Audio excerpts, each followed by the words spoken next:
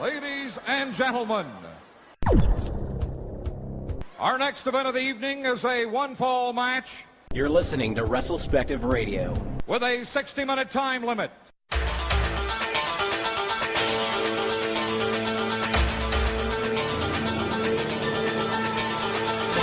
What I'd like to have right now.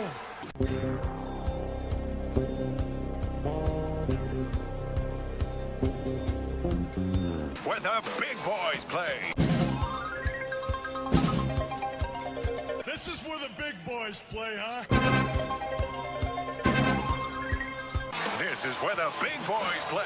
WrestleSpective Radio Where the big boys play. WrestleSpective Radio Where the big boys play. Where WrestleSpective the big boys Radio. play.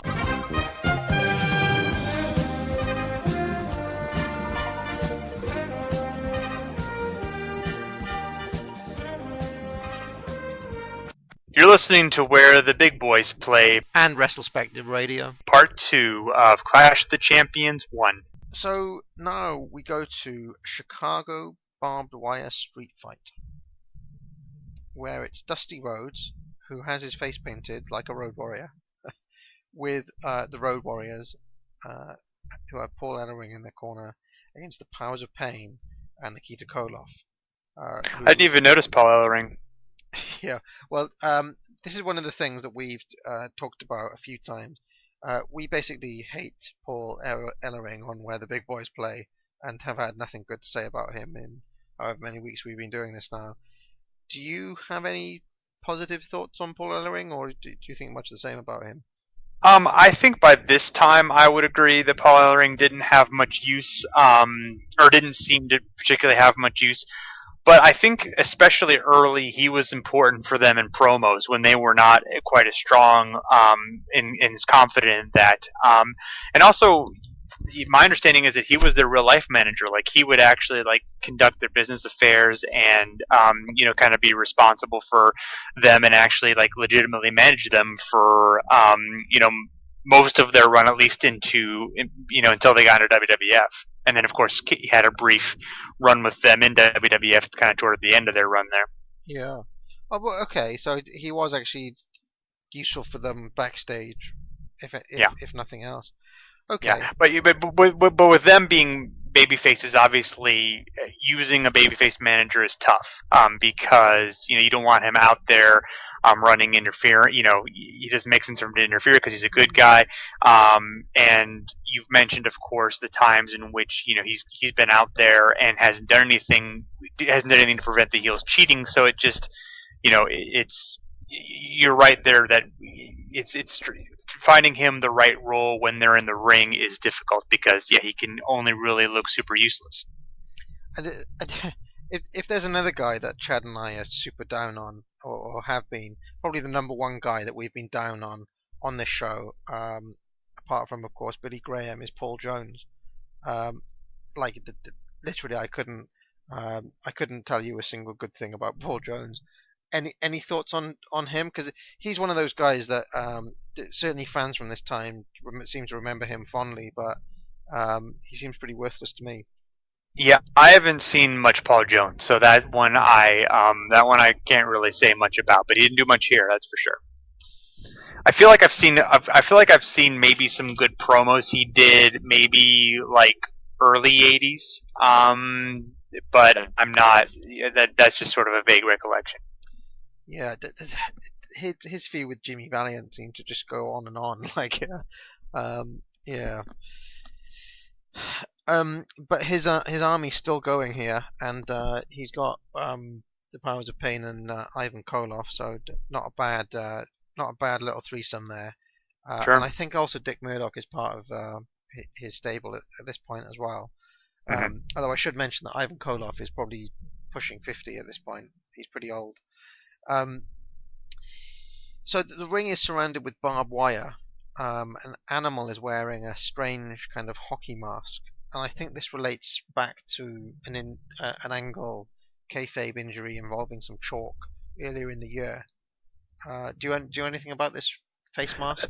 They mentioned it's for an eye injury, but I didn't get, again, I had the same audio problem, and they didn't get into the specifics of it, or at least I couldn't. They I couldn't hear it. So, but I know it was specifically the eye. They said. The faces shine at the start of this match. We get a gorilla press by Hawk on Ivan Koloff. There are no tags here, so it's all 6 men in. And obviously we were having audio problems, but I seem to hear Jim Ross say that it's last men standing rules, which confused me immensely. So I was assuming that it's a 10 count, not a pinfall situation. Because I kept on hearing them say last man standing. But this does not seem to be what happened. Did you hear this last man standing thing at all? Well, I took that to mean that like not literally like the match, but sort of the idea that these guys are going to beat each other up until the last man is standing. Right. The reason why I thought that is because the last time we had the ring surrounded with barbed wire, I think it's Dusty versus Tully Blanchard in a last man standing match. It was the 10 count rule. So right. I thought maybe the same thing might apply here, but clearly not. Mm-hmm. Animal headbutts all 3 heels. Ivan Koloff seems to have color already. And if you've seen any Ivan Koloff tag matches, he basically spends most matches getting his taking a beating really, and selling a lot of offense for other people. Dusty gets a DDT on the Barbarian. The sound seems to come back now for a while, so I don't know if it did for you, but I could hear what the commentators were saying a bit more clearly during this match. We get a great kick from the Barbarian, who nails Animal with a kick, and then things go a bit messy here.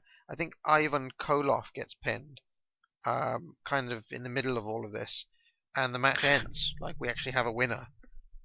Yeah, I think it's Animal power slams Warlord, then Barbarian comes off the top, although I don't think the camera got it, but then Animal moves, and then Warlord is hit with the headbutt, and then Animal goes to cover, and that's the pin. I'm pretty sure it's Warlord, not... Maybe it was Ivan, maybe I got that mixed up, but either way, that's how it happened. Right. I mean, I'd be surprised if it was the Warlord, just because of pushes and relative positions, etc. That's true. That's true. I for some reason I thought it was Warlord, but I could be off. But otherwise that is correct. Yeah, I mean, the camera work on this show in general, what wasn't that great. I think they missed quite a lot of stuff over the course of the night. But anyway, what happens here is then they get Ivan's chain.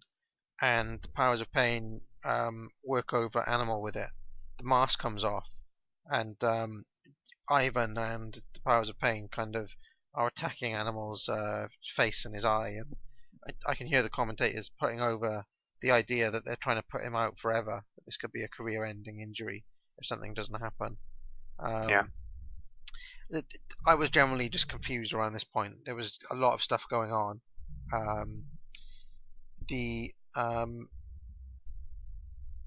Yeah, any thoughts on this match?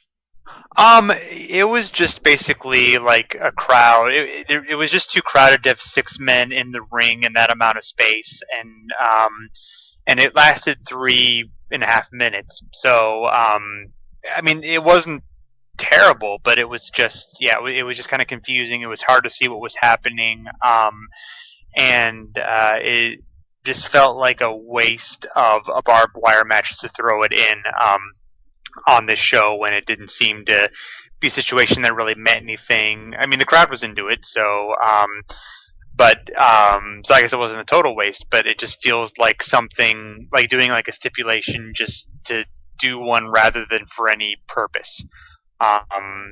So yeah, it was kind of nothing.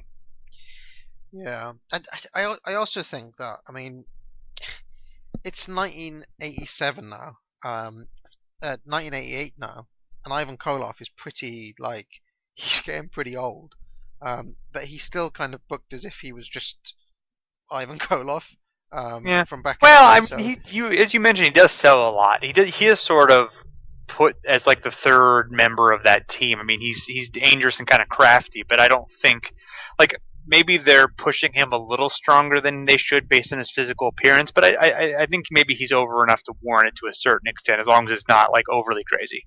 Yeah, the only reason I question it is because you've got the Powers of Pain, you've got Dusty, who's basically still sort of number one face in the promotion at this time, and then you've got the Road Warriors. So, like, to put Ivan in there with those, with those five other guys, made the teams look a little unbalanced in my mind. Sure. It's almost like having. I'm trying to make a good comparison here. It's almost like if you'd have. I don't know. He just seemed to be a little lower down on the card at this point to be in this match. It didn't hurt it too much, I don't think, but just something worth mentioning. The beatdown was good, but it was also pretty similar to the last match. So that was kind of like, it's like, oh, okay, we're doing this again. Yeah, and I don't think they really made much of the gimmick here either. Of the barbed wire, they didn't really come into it too much. Although Ivan and Dusty both seemed like they were bleeding immediately. Right. Yeah. I saw Ivan get barbed wire in Dusty's face. I didn't see how Ivan got it, but as you mentioned, it wouldn't be too hard, Okay. So yeah, I mean, this is kind of a nothing match. Do you have any particularly strong thoughts about any of these guys? I had both Chad and I had a bit of a rant on Hawk last time out, and I also mentioned how I don't really like the Road Warriors and never have. I'm not a huge Road Warriors fan. I think like their top level stuff is really good, but they have a lot of stuff that's just sort of dull and sort of uninteresting and just sort of like, in the Road Warriors demolition debate, I am definitely Team Demolition. Oh, so. Really? Okay. Yes, heavily. I'm also. I mean, I don't want to get into an argument, but I'm also a guy who's down on Demolition. Oh. On the pro wrestling only board, there's an ongoing Demolition debate that goes on. I've always been in the camp that think that they just look like two fat guys in S&M gear. I don't really understand how people think that the Demolition were Road Warriors rip-offs, because to me they look nothing like. A, they look nothing like the Road Warriors, and B, they're kind of fat middle-aged guys. That was more when they started in '87. They were more physically imposing. By the time like '90, '91 rolled around, they were definitely aging and getting bigger so I can see where that came along. But the first couple of years they were never as big and as jacked as the Road Warriors, but they were more physically imposing. Right. Okay. But yeah, I'm no great fan of either. Although I will say that the Demolition needs some reassessment from me. I haven't watched their stuff in a while. I mean, I've been concentrating on NWA more, so a lot of my WF viewing is several. The last time I watched a lot of those matches was 8-9 years ago now. So maybe I'd appreciate things that I didn't appreciate then. Yeah, I did not like the Powers of Pain for a long time, but I do like Barbarian quite a bit, and they were both in Chikara at King of Trios this year, which I watched, and Warlord looked really, really good, better than he ever did in his career that I've ever seen. Really? How old are these guys now? Well, they're probably in their early 50s, I would guess, maybe even a little bit older than that. Are they still jacked? Warlord is. I mean, not like as big as he would be later, but or as he was earlier. But he still was looked more like a fit guy, than necessarily jacked. Barbarian looked fine, but he definitely has aged a bit. Haku Meng was there as well, and he looked terrible. He looked really, really fat, but. Yes. Barbarian was born in '56, so he's 56 years old, and according to Wikipedia, of course, which may not always be right, but we're going to go ahead and go with it here Could he move for his lack arms? of looking harder. Could he move his arms? And he could move his arms. Yeah, he was much more flexible than he would have been like in his normal career. Like I said, he looked really good. He was like he looked like he looked like he could have gone out there now and been a decent wrestler. Wow. Yeah, he's 50, by the way, born in '62, so he's a bit younger. That's genuinely surprising to me. Yeah, I was shocked, but yeah, he looked great. At this stage, his timing was good too. At this stage, the Barbarian's a much better wrestler than the Warlord. I think the general consensus is that Barbarian is an underrated worker, and the Warlord is basically just a stiff. Yes, I would agree with that. Okay, and any this is a kind of cameo appearance from him, but any thoughts on Dusty Rhodes? I mean, obviously Dusty's one of the, as far as characters go, he's one of the best ever. But he was showing his age here, during this time, not necessarily in this match, but his booking is very, very questionable in the particularly 87, 88 time, and that was obviously coincided with Crockett's fall. But I've always enjoyed him as a performer. It's not like I've had like a huge diet of Dusty, and I'm not sure if it's available, like the stuff of like Florida in the 70s and early 80s when he was kind of touted as a better performer. But Dusty's always someone who I've enjoyed, for the most part, while obviously recognizing his flaws. Yeah, I mean, we have been seeing more recently on these shows how his ego and some of his notorious kind of booking decisions have becoming more and more into play. As he kind of you can kind of see his hand a lot more in a lot of these shows.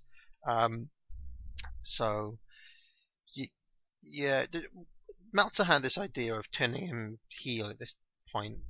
Could you see any merit in that idea? Well, I guess it depends on what you do with them. But I think that, it's an interesting idea. One thing that I thought that struck me today is the idea that the Road Warriors had been in NWA for 2+ years, I think, and they had not yet been tag champions. And that just seems sort of absurd. And now I'm a person who grew up with the WWF style of booking, where it wasn't really about the chase; it was more about the, building up the, building up the big heel of the month, the monster of the month or year or a couple of months or whatever, and then having Hulk Hogan slay the dragon kind of thing. And I wonder if Crockett, if they had taken that approach with the Road Warriors and sort of even letting Flair be the guy that everyone chased, and let the Road Warriors kind of be your monster good guys, and then you build up guys to face them, whether that would have been a better approach or if that just wouldn't have fit in with what they did.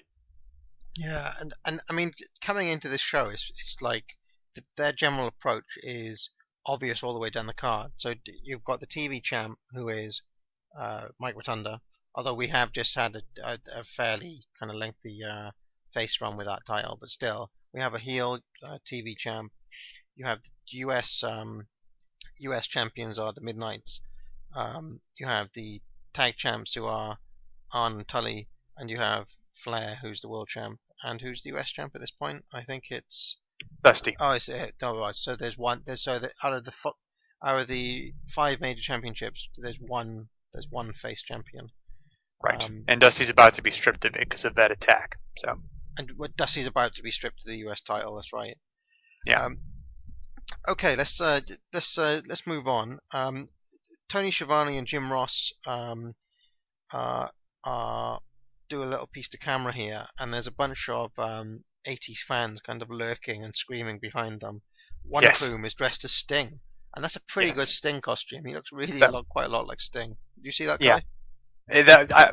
I feel like we'll see that again. I'm not sure if it's that same guy, but it's a guy who looks a lot like that guy, and I feel like we'll see that guy again.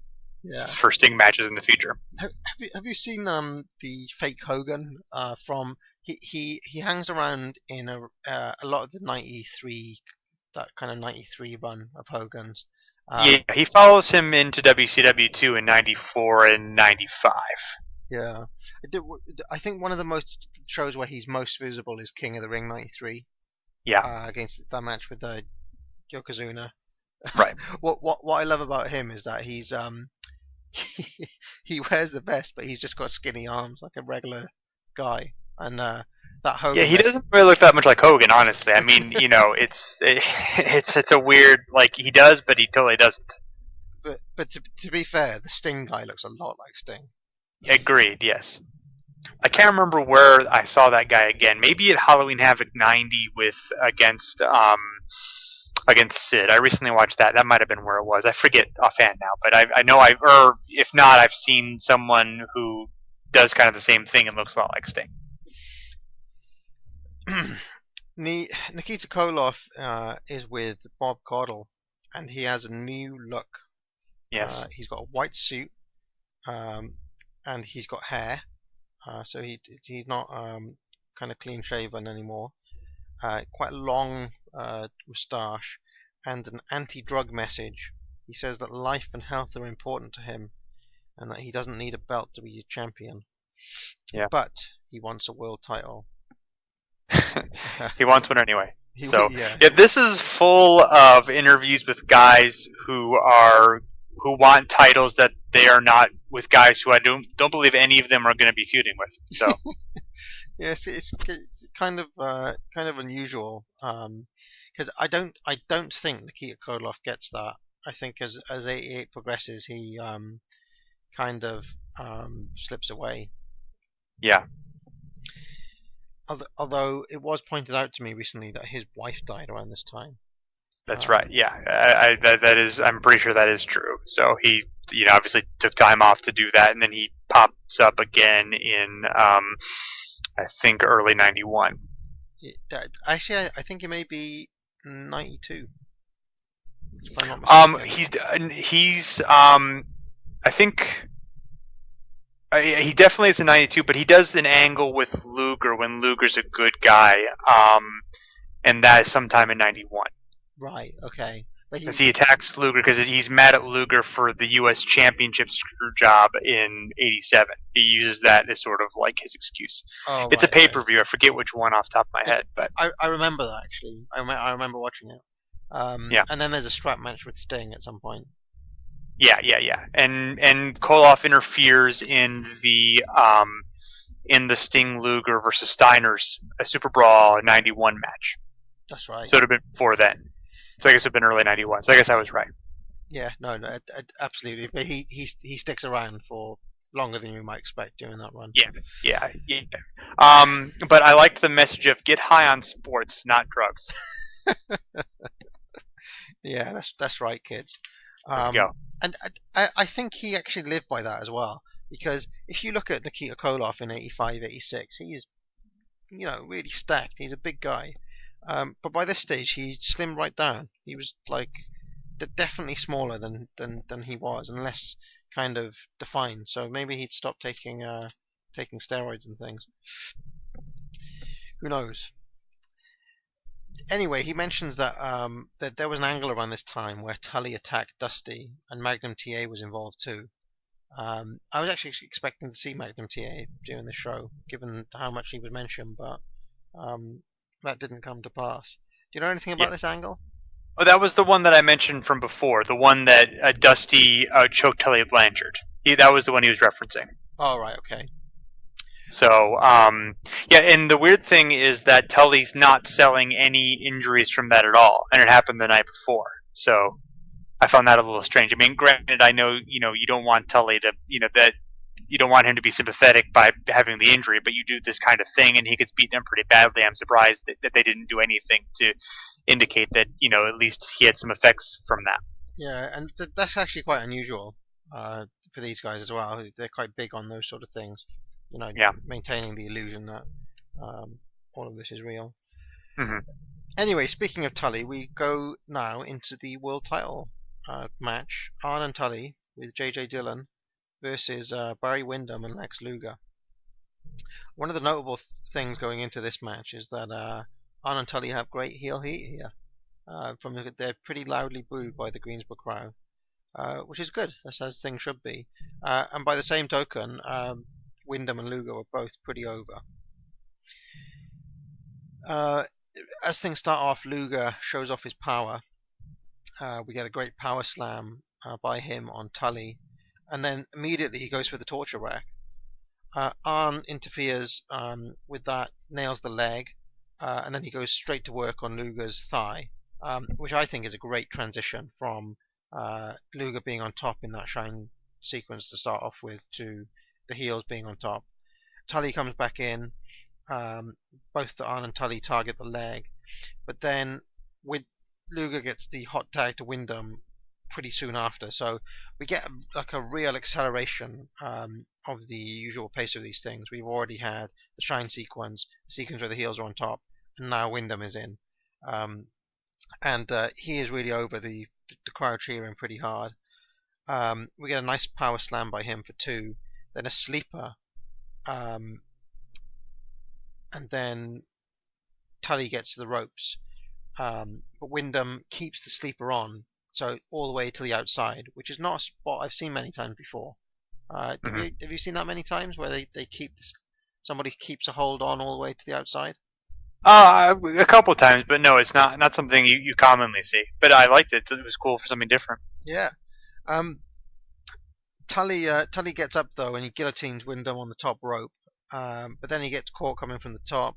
We get an abdominal stretch from Windham. Arn comes in and hits the DDT as Dillon distracts Tommy Young. We get a spine buster, which only gets 2. We get another 2 count. Arn basically pins him and then tries to pin him again. Yeah, it's like a knuckle lock attempt, and then he tries to jump up, and then his knees end up in Arn's crotch. That's right. The crowd is pretty wild at this point. Tully comes in. Windham gets a flying crossbody for 2. We get a kind of double noggin knocker spot where both men get knocked down. We get a side head takeover by Tully, a side suplex from Windham. Arn comes in and gets kind of an arm bar on. Tully comes in and hits his patented slingshot suplex. He covers, but it only gets 2. Windham gets a hot tag in to Luger. Arn comes in, Tully comes in, but it's lariats all round, and Luger's on fire here. Tully then nails him with a knee as he goes in for, he's running to the ropes, and Tully's on the outside and hits him with the knee. Still though, Luger gets a power slam on Arn. J.J. Dillon's got a chair, but somehow Arn runs into it. Luger gets the cover and gets a 3 count, and we have new tag team champs. And at this point, I'm sitting there and just waiting for something to happen. You said how many dusty finishes have we seen? Well, by this point, I'm programmed to expect something to go wrong when the faces have won. Jim Ross says this is a new era in tag team wrestling, and wow, I can't believe it. This tag team title change is actually happening, which is, like I'm so expecting something to go wrong that I can scarcely believe the faces have gone over. Jason, thoughts? Yeah, I love Lex jumping in the air after the win, and you get the shots of the crowd going insane, and it's really cool. But I really like the celebration seems so brief. Like they celebrate for a second, and then they go right into the back, and you don't get any shots of the Horsemen, of being like frustrated they've lost.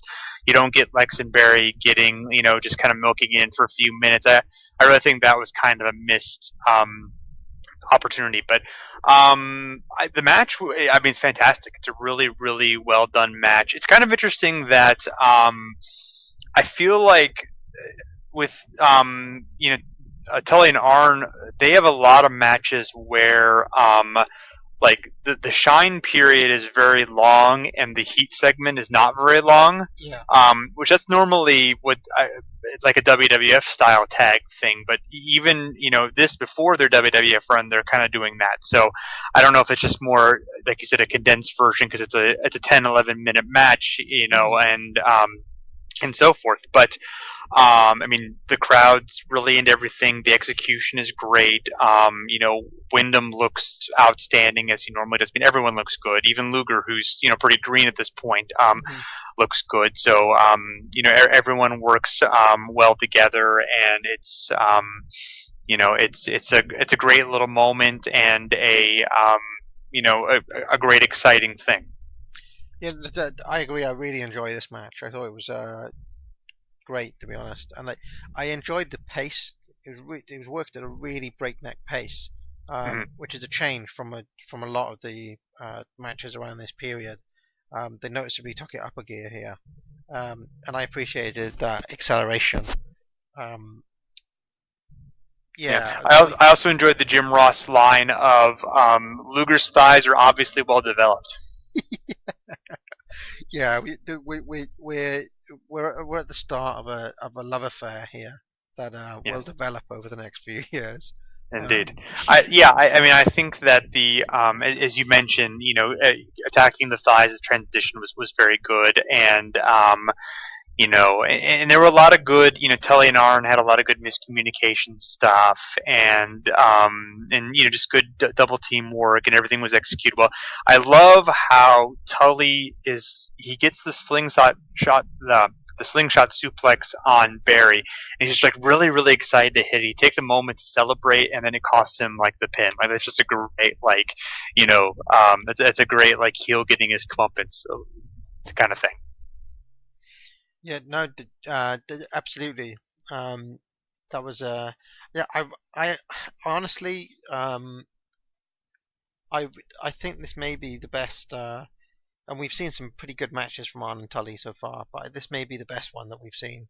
I really think it's just it doesn't go on too long. It's everything's wrapped up in 12 minutes, but they get all their spots in. Everybody sells well. Everybody's good on offense. And the one thing I'll say is that Lex Luger does not look out of place in that company. Right. Would you agree? Yeah, I would completely agree with that. Yeah, Lex is, he has some. I think 88's kind of, mixed for him. Although he's working with great people, obviously he's going to feud with Flair and have, that series with Flair. But he's definitely developing and getting to be really good and working really hard. That's obviously the thing that stands out here, because Luger in the 90s had his periods where he definitely did not seem to work very hard, but here, he's going full bore, and he's, making every effort to justify that push. Yeah, and I've already said that I'm, a lot of people are down on Lex Luger, but I've always liked him. Even later on, I think that some of the stuff he does looks cool. And I honestly think that he's one of the guy. There was that period where there were a lot of shoot interviews. Everybody was doing shoot interviews, and everybody was listening or watching shoot interviews. And Lex Luger was always one guy who kind of all of the wrestlers would kind of feel okay to badmouth, if that makes any sense. Like nobody really had a good word to say about Lex Luger, and I think that his kind of bad reputation stems as much from that as it does for anything that he does in the ring. Yeah. Do you know what I mean? It's kind of like for a lot of the because Luger wasn't one of the boys, it's kind of all right to be down on him. And I mean, obviously he, I'm not saying he was a tremendous worker or anything. I'm just saying that among the smart fan community, I think that kind of magnified Yeah, I mean, certainly ammunition to you make a case against him. And those are always, I mean, yeah, obviously we weren't there, so we don't know how he was. And I guess he sort of acknowledged, like, I wasn't very nice to people, or I, wasn't always the best guy during that time. But yeah, I mean, I think if you look at his body of work, I think it's better than maybe your average fan would give it credit for. Not that I've taken a survey or anything, but my guess is that you look in there and you see, and Luger's definitely got some quality stuff, especially late '80s stuff. And I know that's there's a lot of pro wrestling only. There's a lot of talk of that on there, and I think I agree. Maybe liking Luger is a revisionist position, but I'm going to go ahead and willing to embrace that, particularly this era of his work. Yeah. So we're going into the world title match now. Of course, that is Sting as the challenger versus Ric Flair. And we have this is a 45-minute match, and there are also a panel of judges here chosen by the NWA Board. Mm-hmm. In their infinite wisdom. Yes. Let's take a look at who the NWA Board chose to be on this panel of judges. Mm-hmm. So there's Gary Jester, who I believe is a Baltimore promoter. I've heard Gary Michael Capetta talk about this guy before as being the man responsible for kind of booking him as a ring announcer in that area when he first started out. And I think he's had a couple of other appearances. He, when we did the Crockett Cup, I think Gary Jester was the guy who took us around like the Baltimore arena. So yeah, he's obviously a guy they're keeping sweet here to make sure that they still get bookings in the Baltimore area. Sandy Scott, and I've just written here, God, they've wheeled this guy out again. Because Sandy Scott is another one of these guys, like Johnny Weaver, who clearly had like some sort of office job with Crockett, and every once in a while they'd wheel him out as a special guest ref or a judge or something like this. So there's Sandy Scott, who's clearly just making up the numbers here. Then we have Patty Mullen, mm-hmm. who we're told is the 1988 Pet of the Year. Yes, just pet, not the word penthouse is not uttered. Yeah, so my wife was in the room when I was watching this, and I was obviously the sound quality was bad, so I rewound it, and I was like, did he just say Pet of the Year? Pet of the Year. So I had to look this up. This is a penthouse thing, right? Pet of the Year. What is that? Like a kind of beauty pageant thing? Penthouse? Oh, yeah. Penthouse is it's like Playboy but dirtier. I know what Penthouse is. Okay, good. I don't know what trends. Well, I'm just wondering what Pet is like. Oh, Pet of the Year is just like their they have 12 issues and hers is they vote hers the best of the year or whatever. Right. Okay. So Patty Mullen is a kind of a nude model or something. Is she a glamour model? They call it. Basically, yeah. I did some research into Patty Mullen because I wanted to be thorough for your show, so I did some Google searching and found some things about her, looked at some pictures, just to get like a complete and total picture of Patty Mullen for you, so I could explain all this to you. Right. Okay.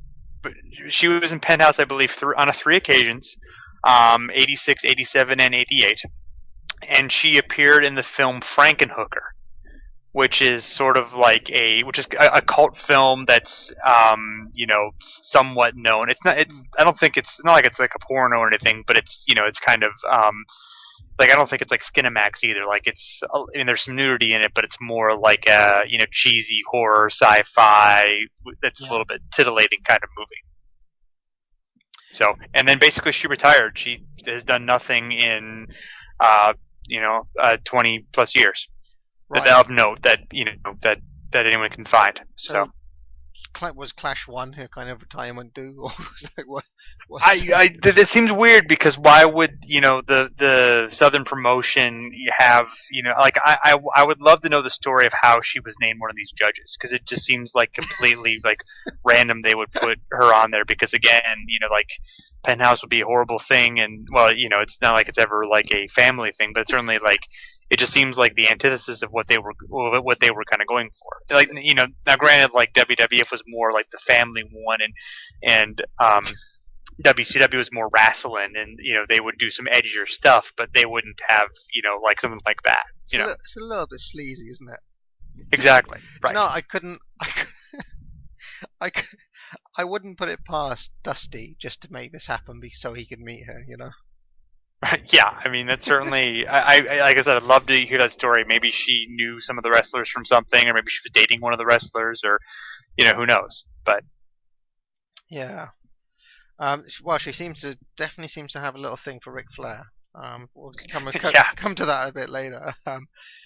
Then we have Leave It to Beaver's Eddie Haskell, and Jason Hervey from the Wonder Years. Yeah. So an expert panel there. Yeah. Well, Jason Hervey, of course, he is close friends with Eric Bischoff, or became close friends with Eric Bischoff later, and is still involved with TNA now. Is he? Yeah. Wow. Well, I mean. So there's a lot of what I'm thinking here. If you're Paul Bosch sitting on the NWA Board of Directors, what are you thinking? Choosing these 5 people to be on the panel. Right. Well, I mean, apparently anyone can come off the street and judge a professional wrestling match. I mean, the NWA title is on the line here, and you're going to leave it to Pat Mullen and Jason Hervey to decide who's going to be the champion. Yeah, Jason Hervey, he was like 14 also.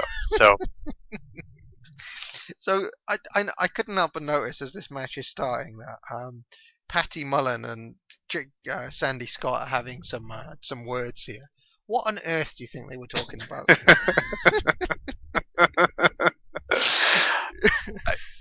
I can't even begin to imagine. Yeah, it was very entertaining to me because obviously, like Patty Mullen was this glamour model, and then Gary Jester was just kind of sitting in a corner, and looked like a real nerd with his glasses and moustache. Right, he's an attorney, I believe. So, and like you said, sort of a local promoter in WCW, and a kind of like a liaison between NWA and WCW, I guess, later on. So. Yeah. Yeah, and I should mention that Capetta then says that Jester was the guy who got him his job with WCW. So, there you go. A key guy in the career of Gary Michael Capetta. Yeah. Anyway, Tom Miller. I couldn't. Speaking of Capetta, as Sting enters, Tom Miller says he announces him as "This is Sting." Now, in that same interview, I think it's part of the Place to Be podcast. I can't be sure, but I think it was the one that the Place to Be guys did with Capetta. Capetta basically says that he invented that call, that he invented the "This is Sting." But here is Tom Miller doing it in early '88, and I couldn't help but wonder if that is true. Whether Miller came to that independently, or whether he'd heard Capetta do it at a show or something. Yeah, or maybe Sting is his last name and this is his first name. Yeah, this is T.I. Sting. Exactly. Yeah. The stipulation in this match is that J.J. Dillon is in a cage above the ring. Yes. I do enjoy watching Teddy Long and Randy Anderson try to herd Dillon into that cage. That was enjoyable. And then we got one overzealous fan trying to shake it. Yes. I saw this as well. It was, and I did you notice that J.J. Dillon spent the entire match gesticulating up in that cage? Yes, that was excellent. Yes, J.J. did a wonderful job, and shouting too, trying to get Flair's attention. So, or maybe complain to the referee. I guess it was hard to tell, but he was certainly still engaged, which obviously. I love J.J. Dillon. I think he's a great manager, and every interview I've ever heard from him has been wonderful as well. He seems like a great guy. Yeah, and I mean, we've said it before. He's one guy whose stock has really risen quite a lot since we started doing this show. I think I came into when we started this, I had a preconception of Dillon as a guy who didn't really do a lot, who just was kind of like he sort of was a great manager just because he was the manager of the Horsemen. but he really was. I mean, he's definitely the closest thing that NWA have to a Bobby Heenan, really. Well, Cornette. Well, I mean, obviously Cornette is a great manager, but I think like I think that positionally, Dylan is positioned as kind of he's the number one manager, you mean, and Heenan was the number one in WWF. Right, and Jim Cornette's more of in the Jimmy Hart role, I guess you'd say. I got you. Okay, that makes sense. Yeah, and but also in terms of what he does during a match and his kind of sneakiness and his. I mean, obviously he's not. He's a different character to Bobby Heenan, but I do think he's good enough to warrant comparison, at least. But yeah, I mean, I remember when I watched that Legends of Wrestling roundtable show, and JJ Dillon was on there, and they were talking about managers, and the other guys were putting Dillon on their Mount Rushmore. They had to pick 4 great managers, and I was thinking, wow, you're only picking Dillon because he's sitting there. But since watching all of these shows, I've revised that opinion somewhat. I do think that he was legitimately great. Mm-hmm. Anyway, we get a tentative start here, and Ross says that Flair is dictating the pace of the match by keeping it slow. And I mean, we should say going into this, I think we already touched on it, that Sting wasn't yet really a main event star. This is probably his first real main event or title shot, right? Mm-hmm. Yeah, although, that was interesting is that Tony mentions, and I forgot to double check this, is that he says that he and Flair have had some of the greatest matches we've ever seen, and that this was their first on a national stage. Like, and now I was always under the impression that this was the first Sting Flair match. Yeah, so that surprised me that they had obviously house shows, but I thought that was interesting. Yeah, I heard him say that as well, and thought crossed my mind that was he talking about Sandy Scott? But I don't think so. I think he was. Yeah, again, we were having the audio stuff that we've been having, so. So maybe we just got it mixed up, but I thought that was very interesting. I've never really heard of any Flair Sandy Scott matches, so Well, I mean, there certainly could have been. Sandy Scott was he was a guy forever, so maybe in the '70s or whatever. But yeah, I was like, really, Sting and Flair had to happen, but it looks like I'm going through history of WWE right now. There was definitely one. On television, on Pro, I guess, like in the beginning of January. Right, okay. So maybe they were just referencing that. Yeah, and there's one in Cincinnati in okay, yeah, so looks like there's a few going on, randomly throughout the early part of '88. Just only a few, though, not like 4 or 5, maybe. So as we start off here, there's one of my least favourite spots, the test of strength. If you're Ric Flair, you shouldn't really be getting involved with this with a guy like Sting. And he actually pretty quickly bails and then stalls outside the ring. We get a gorilla press from Sting, a side head scissors, a headlock takeover. Then Sting applies a headlock for some time. And when I say some time, I'm talking about several minutes. Flair attempts to come back. But he takes an arm drag and a drop kick, and we get a Flair flop. He begs off. He takes 4 punches in the corner, back to the headlock. Now we get a shot of Patty Mullen here, and she looks pretty bored and confused. We get another comeback attempt from Flair, and he takes another gorilla press. Goes into a bear hug now. Finally, Flair gets an inverted atomic drop. Takes the action outside, nails Sting on the railings, and I couldn't help but notice that the railings are very kind of wimpy, these kind of thin blue wimpy railings. They look like they might break or something. Did you see those railings? Yeah, they were pretty chintzy. Then we get some Flair chops, and Sting is down. Flair woos, and the crowd also woos, I think. I think they were wooing and not booing. Okay, I didn't really hear. I felt like the crowd for the most part was anti-Flair and pro Sting. Maybe that who was being the exception, even though we're in Greensboro, which of course is primarily Flair country. But not to interrupt, but one thing I thought was interesting is that basically Sting controls the first 15 minutes or so of the match almost entirely. He does, yeah. I mean, this is all, and by this point we're about 50 minutes in because those well, I guess we can call them rest holds. Basically, are locked in for good. I'd say combined 7-8 minutes. If you combine the bear hug, and the headlock. Yeah, and there's motion on during it, and there's things going on during it, but there definitely are. They're definitely the slower points of the match. Yeah, but this is normal for a match that goes longer. Well, yeah. For some rest hold in the early period. But yeah, I do think that no matter what, certain portions of the Greensboro crowd are going to cheer Flair. Even if, and I mentioned this a couple of shows ago, that there's a sense in which, especially in the Carolinas, where the same crowd might cheer and boo Flair during the same match. Like, they're willing to play their part and boo him as a heel, but they still love him, if that makes any sense. Yeah, and also there's maybe just an instinct, like almost like a Pavlovian thing of you hear Flair woo and you just woo because that's just what you're used to doing, even at this point in '88. That still, I think, could have been a thing. We get a snapmare from Flair and a knee drop, which is a standard Flair combo. Then we get another knee drop and a back rake.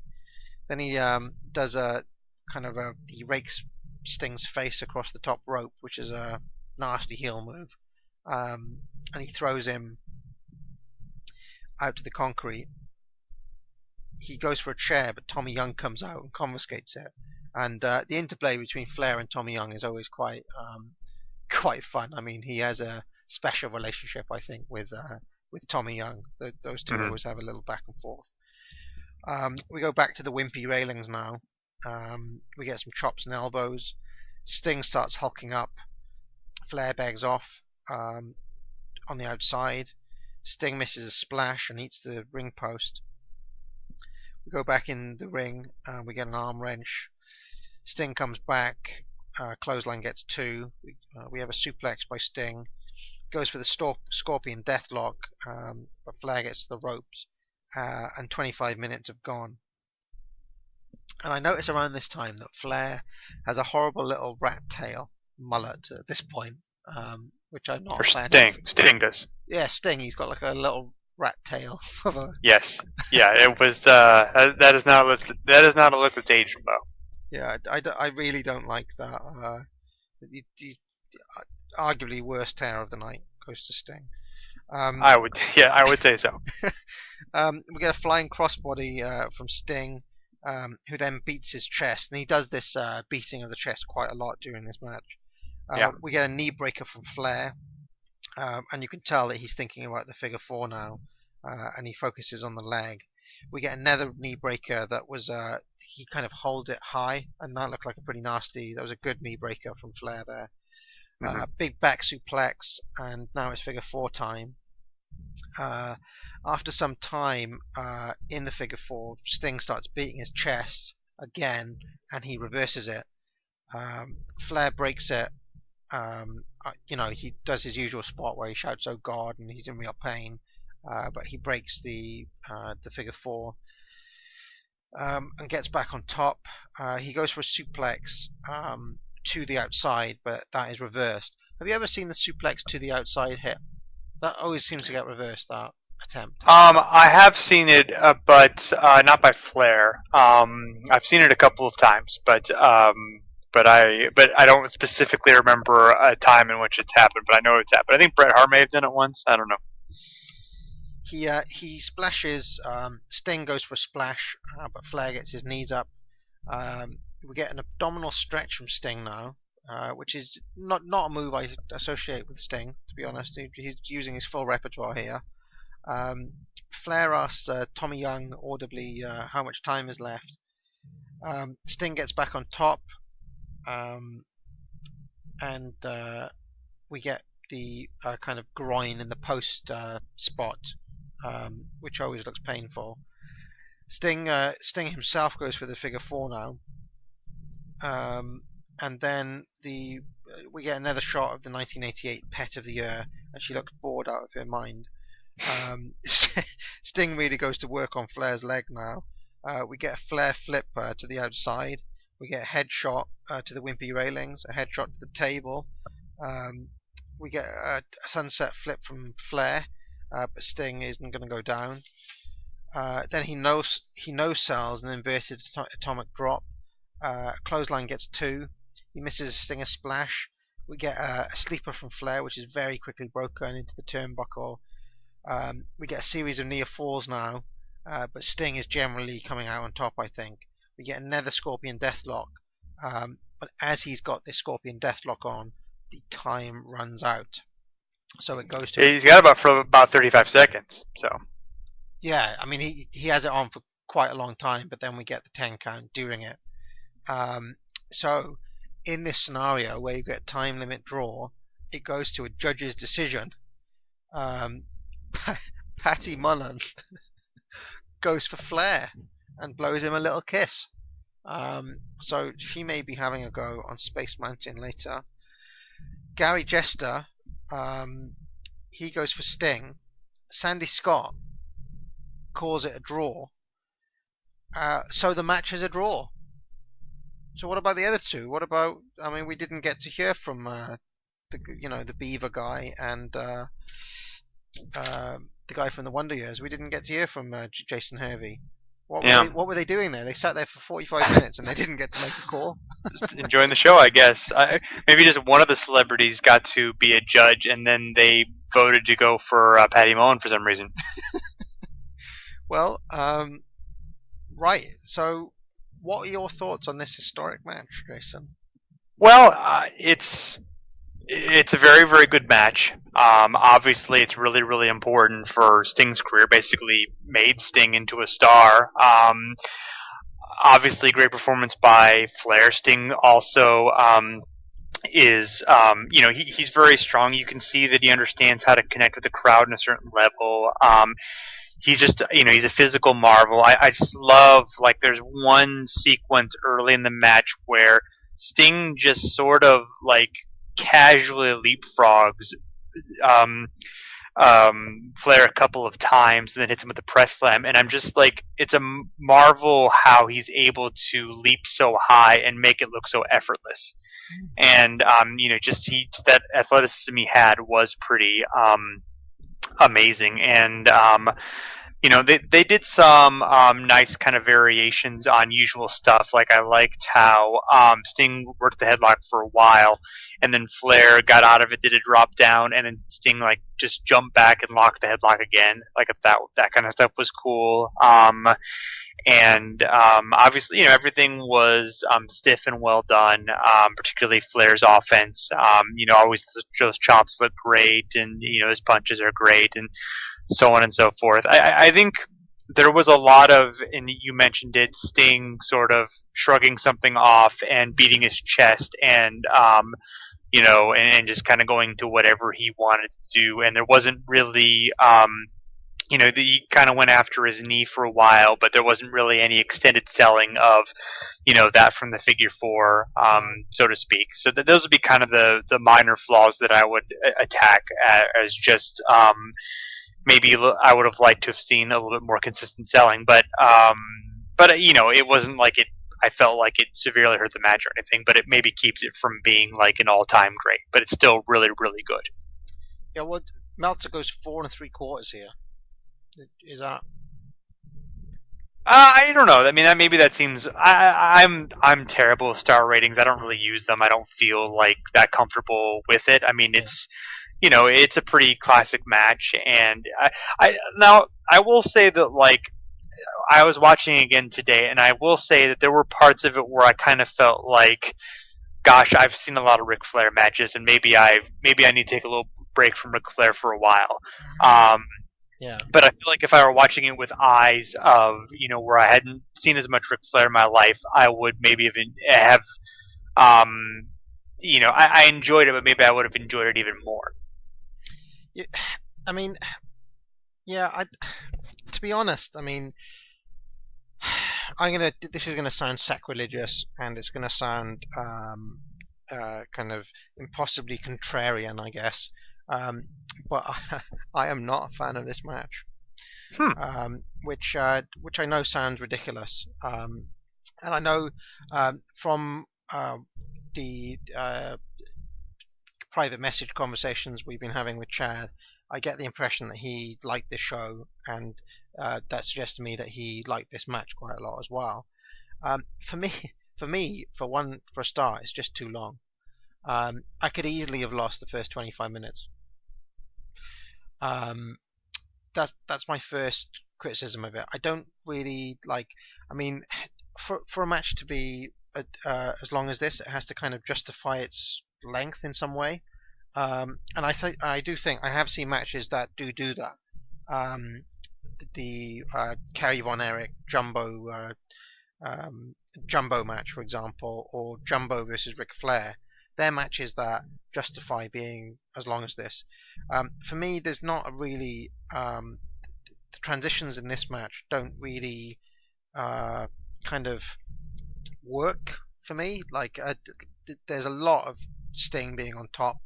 Sting's probably on top for at least 70% of the match. And considering where he's considering the fact that Flair is Ric Flair, I think he's giving Sting a little bit too much in this match for kind of this stage in his career. And this brings me on to another criticism, which is that for me, I mean, Sting is not the finish article here. He's still, I mean, I'm not going to say he's green, but he's not the worker that he'd be in 1992, for example. And because of that, he doesn't really have that much in his locker. He doesn't really have that much to do. So given that he's on top for 70%, really what that means is that we get a whole bunch of gorilla presses, a whole bunch of the same spots. So there's a lot of repetition in this match for me. It's almost like we have the same match played twice, back to back. Yeah, and I would say that's sort of the same with some of Flair's matches with Luger that are going to be coming up as well. There's some of that as well. I agree the repetition in there was a lot of that. Although Flair is guilty of that to a certain extent too sometimes with his offense. Not so much in this match, but in others that kind of hit this length. I do feel like at some point you do kind of run into limits on what you can do. Like two things. One, I think the 45 minutes was important from a storytelling perspective. I think that Sting needed the last 45 minutes or at least a very long length with Flair to make this memorable and to make this work. Even though maybe it would have been a better match at 25 or 30 minutes, I think the 45 minutes was important from that perspective. And two, I do agree that Sting taking more of the match than was necessary probably hurt it from the perspective that you're talking about, and also made it pretty ridiculous to have the judges call it a draw when there's no way that anyone could honestly not call it for Sting. Mm-hmm. Yeah. I mean, even if you're going to go with Patty Mullen being corrupt or dumb, Sandy Scott calling it a draw was pretty egregious, I would say. Yeah, I mean, I wonder what his argument was, because it's clear that, I mean, not only was Sting on top for the majority of the match, but he ends with the Scorpion Deathlock, and if that had gone on, there's no doubt that Flair would have submitted, right? Sure. I mean, he even looked like he may be quitting already. Mm-hmm. Like he was kind of nodding his head, which is usually at this point the sign that they want to give up. Mm-hmm. Yeah, so I mean, like there were a lot of things that hurt this match for me, and it may just be that as well that I've seen a lot of Ric Flair. But this more than any other match that we've seen recently seems like Flair by the numbers. You know, there's a lot of very standard spots that Flair does, usually when he's with an opponent where he can't think of anything else to do. And yeah, it didn't really. I don't know.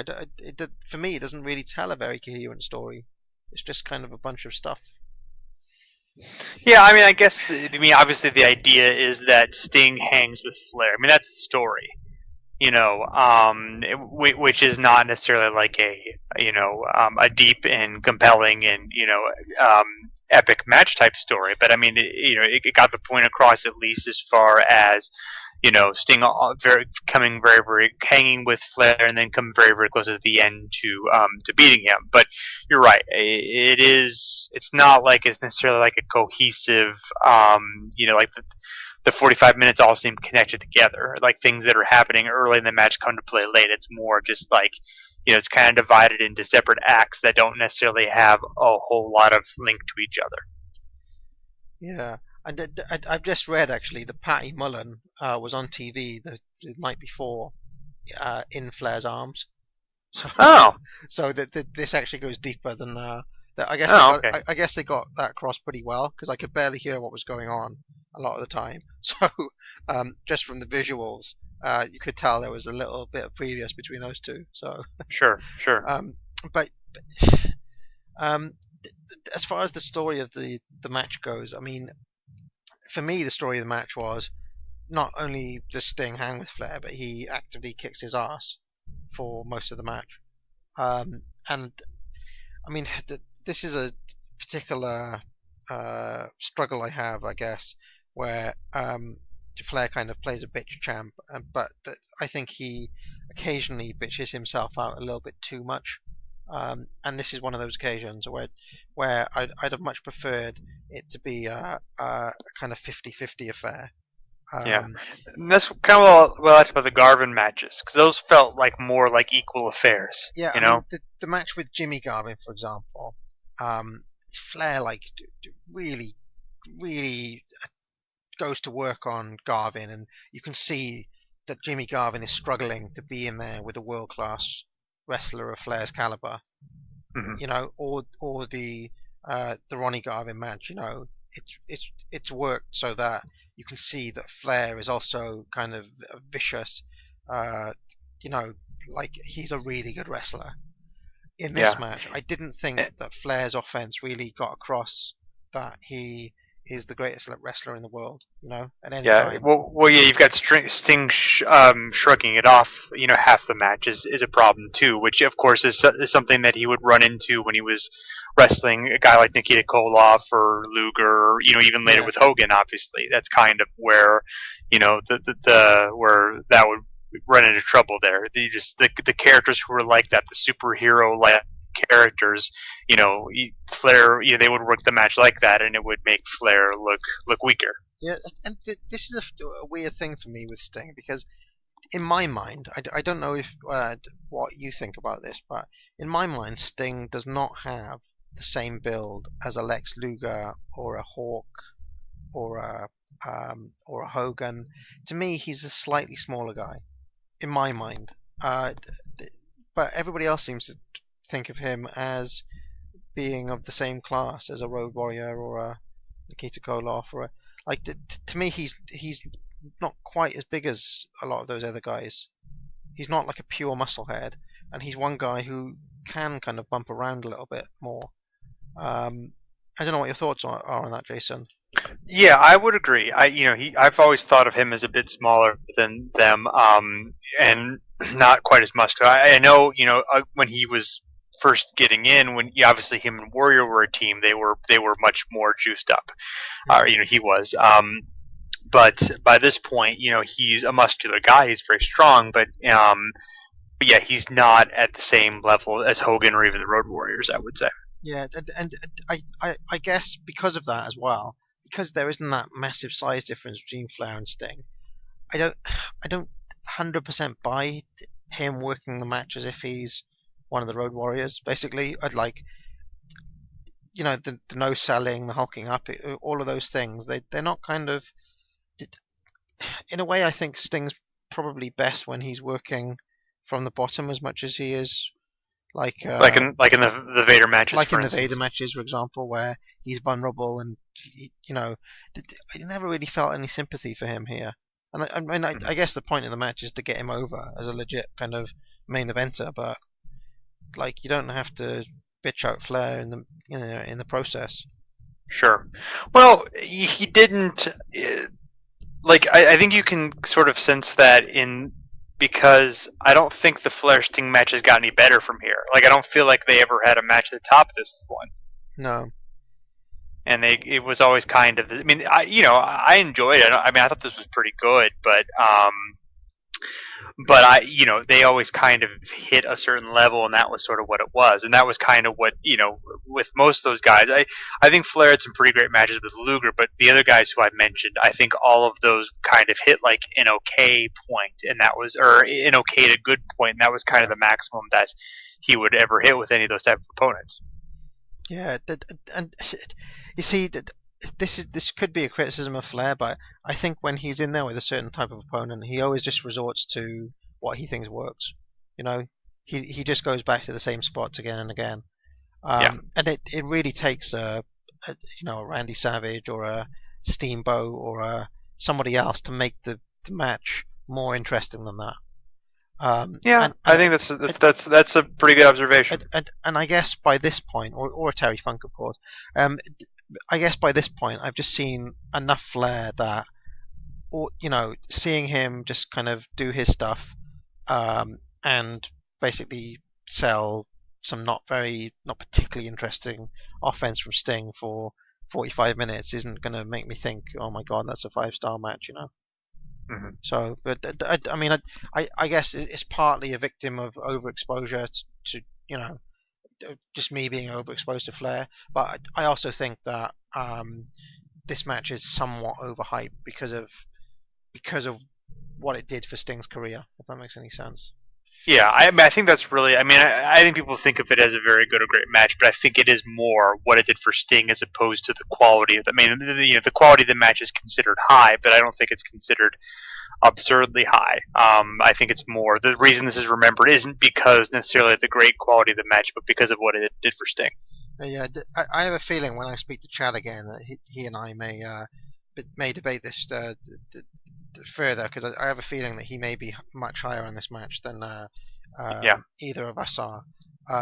But like in my mind, this is not even in the same league as a match like the Flair Ronnie Garvin match from Starrcade, for example. Mm-hmm. Yeah.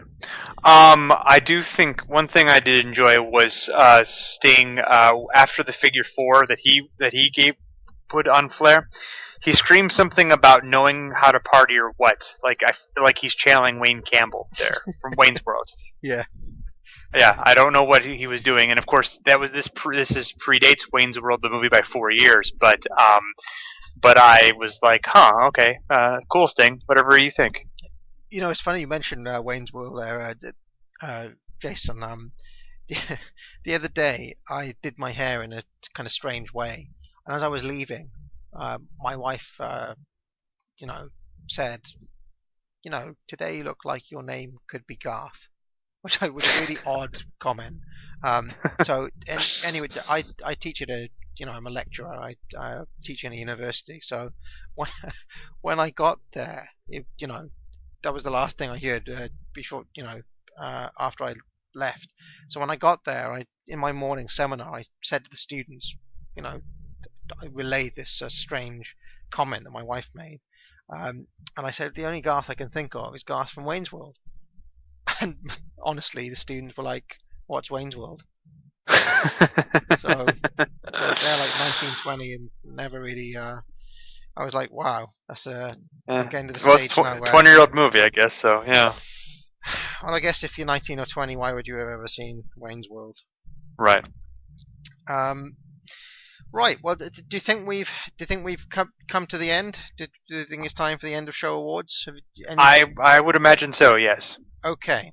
So, if you're, as you know, we do 3 awards at the end of the show: Match of the Night, MVP, and of course our Billy Graham Award.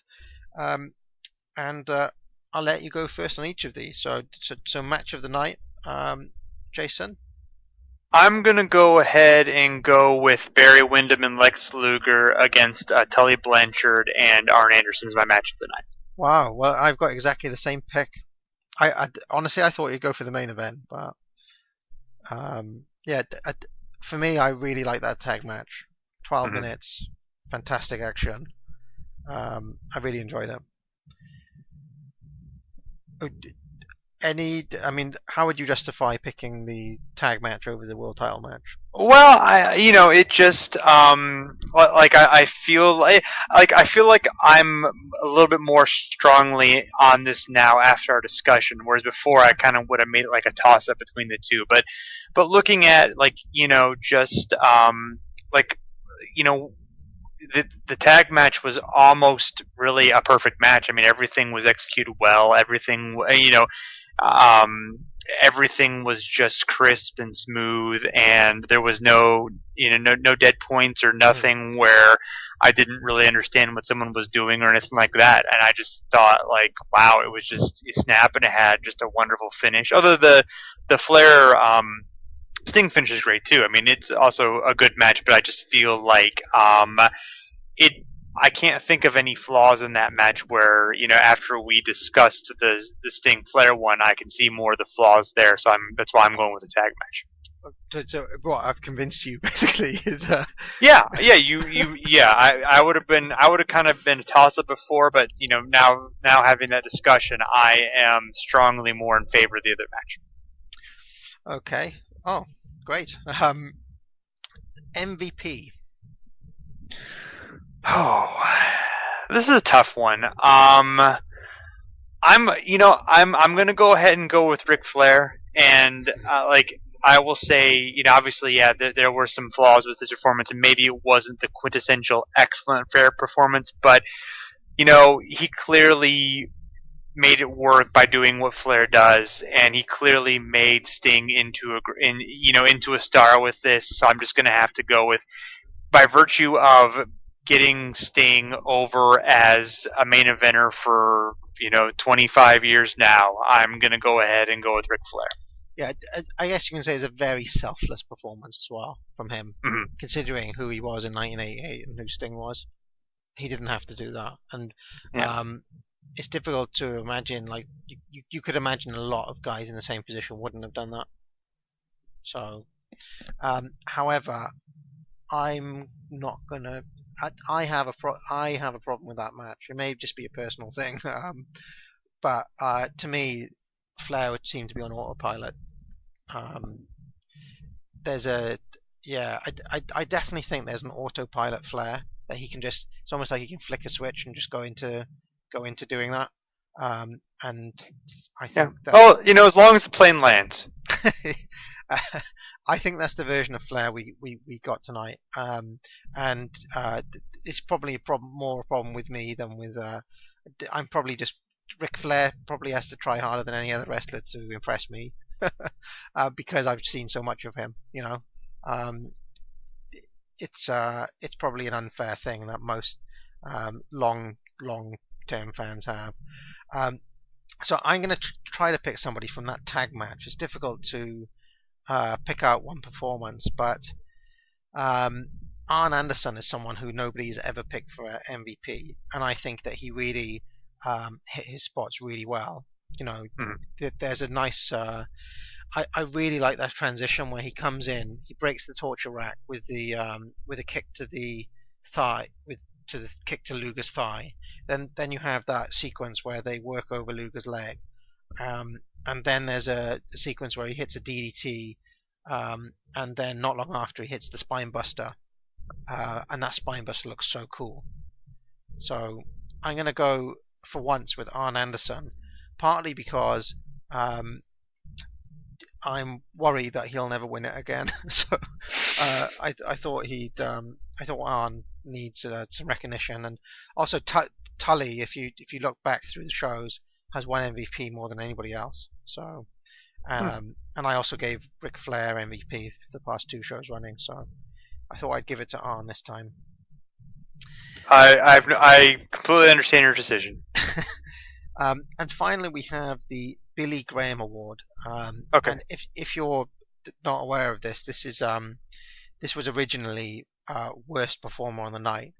But we decided to make it the Billy Graham Award after basically Billy Graham seemed to win it every single show for a period. He has an absolute, if you haven't seen those shows, Graham has an absolutely awful run where he has this kind of kung fu gimmick. it's one of the most embarrassing things you'll ever see. So that is why this is the Billy Graham Award. Yeah, I'm going to go ahead, and I'm not necessarily just for its performance, but I'm going to go ahead and go with Sandy Scott. Because Sandy Scott called the match a draw, and there's just no way. Like, okay, I can buy Mullen, and I can buy her, either being dumb or being wooed by Flair. Wooed, no pun intended there. Yeah. By Flair, but I just feel like Sandy Scott should have known better. Sorry, because I don't feel. But as far as performance in the show, I don't feel like anyone did necessarily a bad job. Like maybe that tag match, but you couldn't really tell what was happening, and it was so short. This 6-man tag, I mean, that I don't feel like there's anything that stood out as being particularly bad. So I, was going to go ahead and go with him. Okay, well that's a very interesting pick, and I'm just seeing if I can check the record books here. I've got a feeling that that may make Sandy Scott a 2-time winner of the of the Billy Graham Award, which is nice. Which is not bad going considering he's. I'm just checking that now. My site's taking a while to come up. I'm gonna have a think about who my Billy Graham Award winner is. Let me think. Oh yeah, so Sandy Scott was my pick for he was the guest ref in the Final Conflict match. Oh yeah, it's a great that's match right. If you haven't seen it. It's Sergeant Slaughter and Don Kneedle versus Jay Youngblood and Ricky Steamboat. Great cage match. But Sandy Scott is the special guest ref there. So yeah, that makes him a 2-time. That's amazing that Sandy Scott has managed to get 2 Billy Graham Awards now. It's difficult on this show because there's not many kind of weak performances here.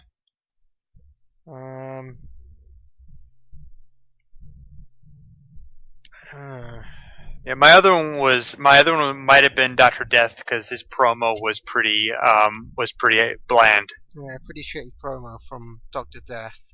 Yeah.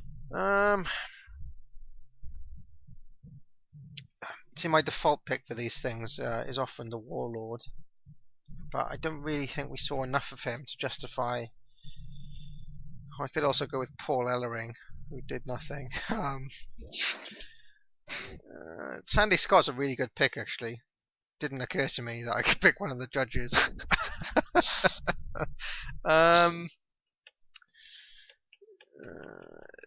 Yeah, why not? I'm going to go with Sandy Scott as well. I think that's there you go. Just because there's no way of watching that match and saying that it's a draw. If it was going on points, I think it would be, Sting by some distance. So yeah.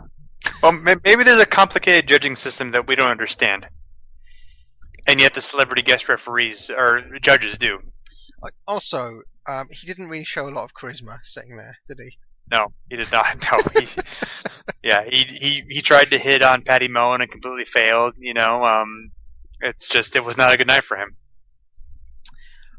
All right. Well, thank you very much, Jason, for your input this evening. I think we go from here to I think the next show is Crockett Cup '88. Where we'll be having, and I think our idea, I guess much like you do on WrestleSpective, is to have a rotating third chair. So of course you'd be welcome to do this again if you were ever interested. Yeah, very much so. Right. Well, join us next time then on Where the Big Boys Play. Thank you very much, Jason. All right. Thank you. Fans, for all of us here at WCW Center Stage, for Cowboy Bill Watts and the American Dream Dusty Rhodes, I'm Jim Ross saying good night, everybody.